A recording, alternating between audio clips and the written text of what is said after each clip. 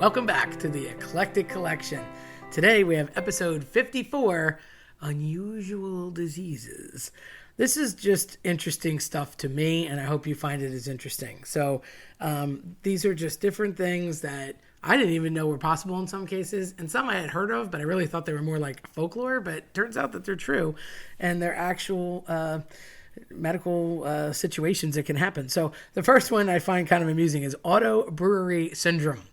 So this is a situation where people can get drunk on normal food because they grow a certain type of fungus in their small intestine. So they actually seem as if they've been drinking alcohol, consuming alcohol too much, but it's really just from food.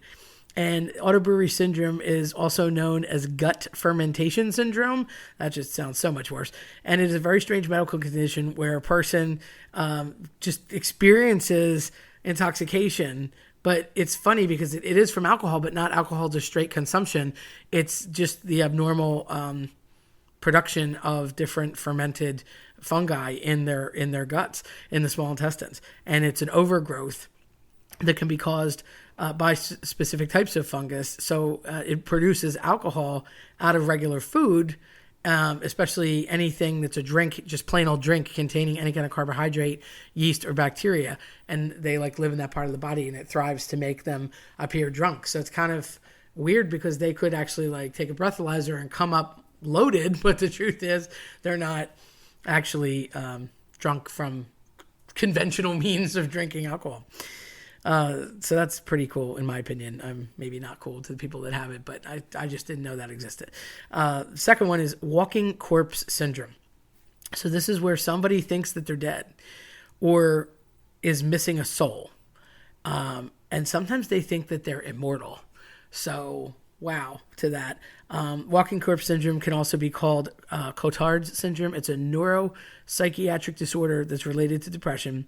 And the syndrome makes people believe that they're either dead or they're missing their soul, or they could be missing body parts, blood, organs, or specific pieces of their innards. It is usually a symptom of another psychiatric condition rather than a disease on its own. And it can be, it has a lot of symptoms, and they include becoming speechless, having delusions of immortality, attempting self-harm. They might stop speaking altogether because they think that no one listens to them or can hear them because they're dead. They think that about dying or death or that they no longer exist. They have some insensitivity to pain, which is really unique and interesting because they physically have the insensitivity to pain, even though you could potentially say poke them with a pin or something, but they would still, technically their nerves are alive to feel it, but they're not actually feeling it. They sometimes refuse to eat as a part of their delusion, thinking that they're dead. They could get very sad, just severe melancholy and depression, and sometimes they hear voices saying that they're dead or dying. The third interesting find that I came upon is foreign accent syndrome. I find this particularly interesting since obviously I've spent years in playing around with languages. So basically people start speaking in a foreign accent, and it stems from damage to the part of the brain that's associated with speech. Now, having studied linguistics, there's a Broca's area and a Wernicke's area in your brain that deals with speech and speech patterns. And this will happen when a person, they might suddenly wake up and just start speaking in a different accent. It's commonly caused by trauma to the brain, a tumor, strokes, and other neurological conditions can cause it.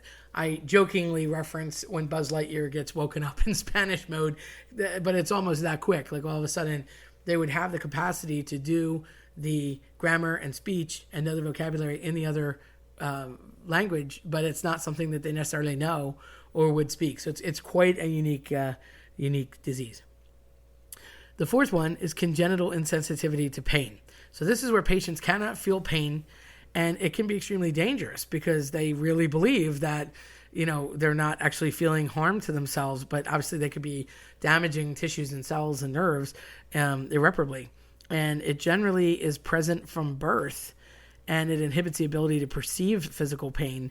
It's a mutation in certain genes, particularly in the autosomal recessive pattern, which is basically the two inherited gene mutations, one from each parent. It's very rare, and it's extremely strange to get. But again, if I'm referencing something that made kind of an example of it in a positive way, M. Night Shyamalan's Unbreakable, where the Samuel L. Jackson character was like Mr. Glass, and he had the disease where his bones break constantly. The Bruce Willis character was sort of that guardian, that savior, and he was unable to really feel pain or be overwhelmed. The only thing he had like an Achilles heel was water, which that just is a fictional part of the story. But there are people that are born with no receptivity or sensitivity to pain, which again could be dangerous. If you got cut or something, you're bleeding and you don't know it, just because you don't feel it, which is kind of cool. I mean, if I had a superpower, that would be great, but you're not able to necessarily respond if you don't know that you're in pain because you don't feel it. So it can be dangerous. Fifth one is called Stone Man syndrome. It's a connective tissue that turns into bone. I've actually known a man who had this. It's called FOP, and I hope I don't mess this up too much. It's fibrodysplasia ossificans progressiva, and it's based on the Latin, and it's also known as Stone Man syndrome. It's very rare, and the inside, the connective tissue of the body turns into bones. It's 1 in 2 million people get it, and it's caused by a genetic mutation. Condition usually starts from shoulders and neck, and it kind of makes its way down to the legs. A second bone will actually grow over the first one in a process known as HO, which stands for heterotopic ossification. So when people get arthritis and it calcifies, and they say calcification, there's like hardened, it's not quite bone, but it's like a hardened area, and very often those pieces will rub together and cause problems, and it's discomfort. Can be great because it's extremely unexpected and progressive. So just like regular arthritis is very uncomfortable, this is worse because it actually turns a second set into bone.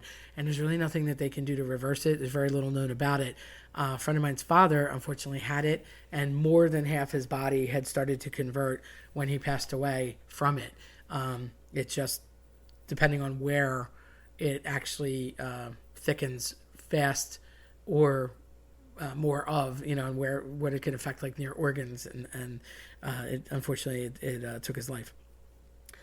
The sixth one is Alice in Wonderland syndrome. So people can get very large body parts, for example, limbs, hands, feet, or even their head, and they can hallucinate and feel time pass slowly.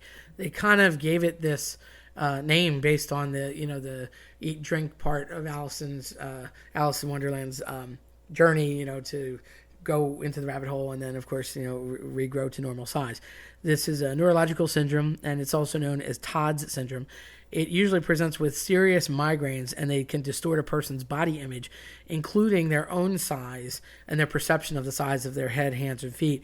Patients can also experience hallucinations and just the idea that time is not necessarily linear, or that it's quick or too slow.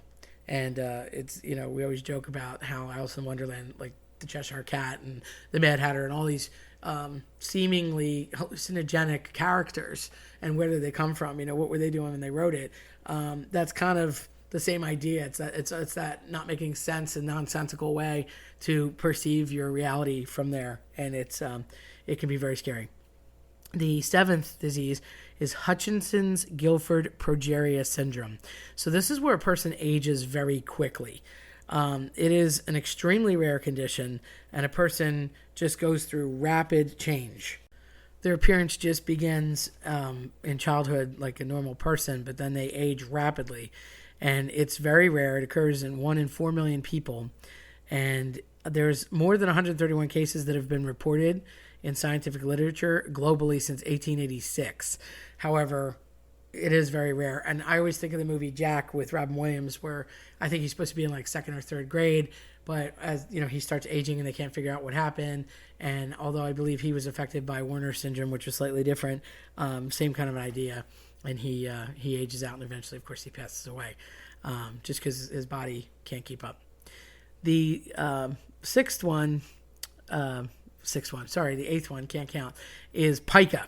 My dog has pica. I don't care what anybody says.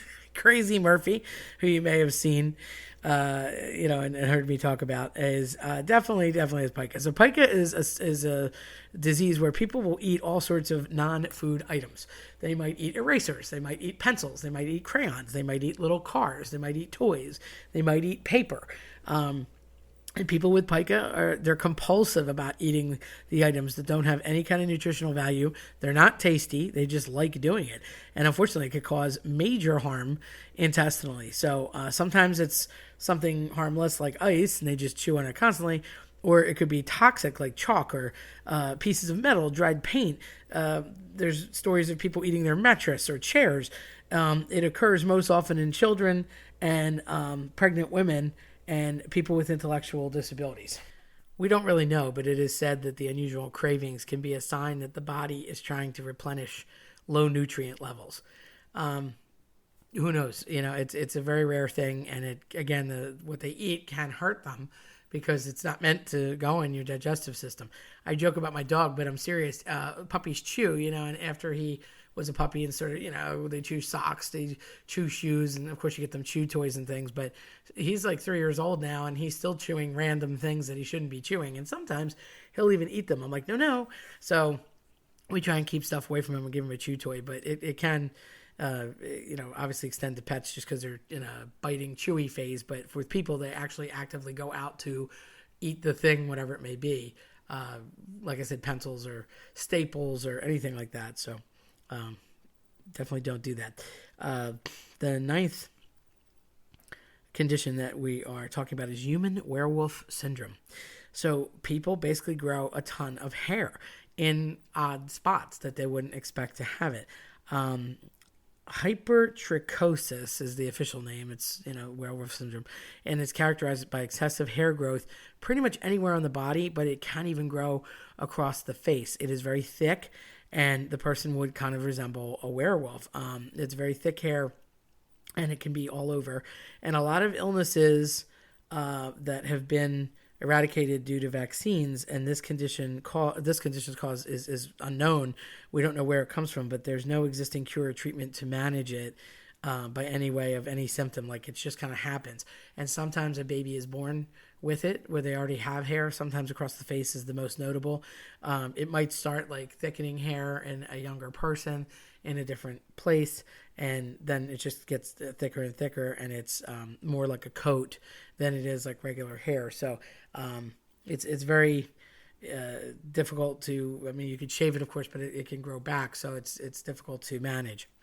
And the last one of our list of 10 here, just thought 10 was a nice number. Alkaptonuria. Hope I said that right. That is a unique buildup of chemicals called homogenistic acid in the body that causes tissue to turn dark. So it's also known as black urine disease. That just sounds horrible. And it's an inherited disorder, and it just results in a lot of buildup of this chemical acid in the body, and it stains the tissues.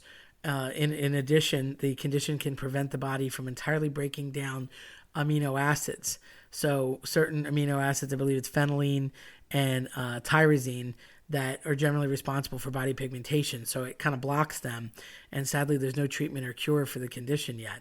But that was a very unique one that I hadn't heard of. So there's some 10 unusual diseases that you may or may not have heard of, and I just thought I would educate you today a little bit about them, and I hope that they can find some cures for the ones that they don't have, and hopefully everybody can learn a little bit more than they knew prior to. If you like what you heard today, then check us out at eclecticcollectionpodcast.com or listen to us on your preferred platform. I'm Terry Tenaglia. Thanks for listening.